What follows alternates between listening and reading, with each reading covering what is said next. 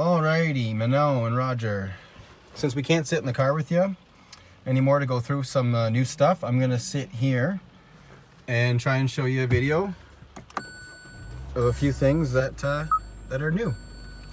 Very similar. Your steering wheel is very similar to what you have now. Okay.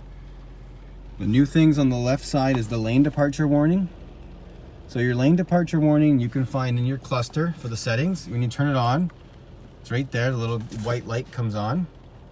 Oop, a little blurry there, sorry. White light comes on when it's on. Now when it's activated, that white light turns green, meaning it's detecting the lines beside you. Now there's 3 different settings for the lane departure warning. So what I want to do to adjust that is in the information in here. So that changes my cluster page up there. So see that? It moves the page over. So I want to go into driver assistance. So I push OK when I get there. Driver assistance. And I can do this driver assistance as I'm driving because they want you to be able to adjust it if you don't like something while you're driving. So you have driver attention warning now.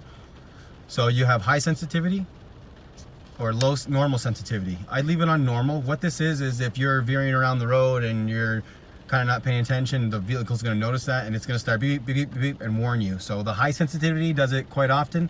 The normal sensitivity is pretty good, so we'll leave it on normal. If you don't like it, you can turn it off as well. Warning timing, there's a normal and a late. We're going to leave it on normal. What the warning timing is if you're about to collide or crash into something, it does give you a warning beep before it will hit the emergency brake. So we'll leave it on normal. Forward safety, that's new. Active assist is what it's on now. So if I turn this off, you're gonna see a little orange light come on up top there.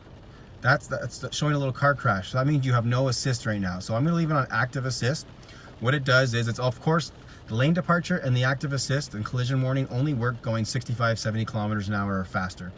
So what the forward safety does is it warns you, of course, with that timing before you're about to collide in something. If you're not hitting the brake, it will hit the brake for you, okay, before you are about to collide into something. So it is a great feature. I've only been in one vehicle where the brake didn't go off, but the timing came on, and it was pretty helpful for us to hit the brakes before that. So it worked great.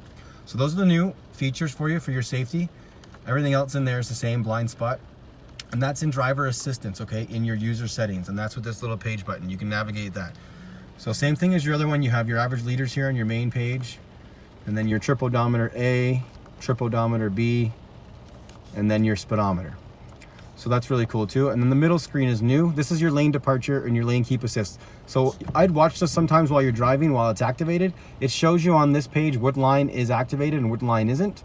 So meaning if you know the right line's not lit up or highlighted, if you veer that way, it's not gonna actively pull you back or beep, only if you go in left. So what that means is that sometimes it'll detect one painted line, but it won't have another painted line on the other side. So it really, on the highway, main highway, it will detect both all the time, but on highway 2, it only detects the center lane.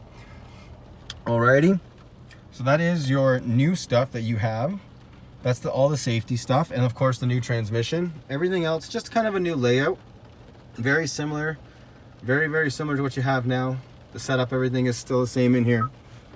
All that fun stuff, you can play around with all that. And of course, everything is very similar here as well. Your USBs, your heated seats, your heated steering. Your seats still adjust the same way with the crank. Your e-brakes down there. Yeah, there's really not much other new stuff for you. So if you do have any other questions or concerns and want me to go through any other stuff, give me a call or shoot me a text and we can figure that out. But of course, the main one is this button here. A lot of people don't really end up using the user settings, but you can adjust all your stuff in here, and I'm going to go in here now and set up your stuff for you too, that we always do for everyone. Alrighty, so hope you enjoyed this. If you have any questions, of course, give me a shout, guys. Congrats on the new purchase.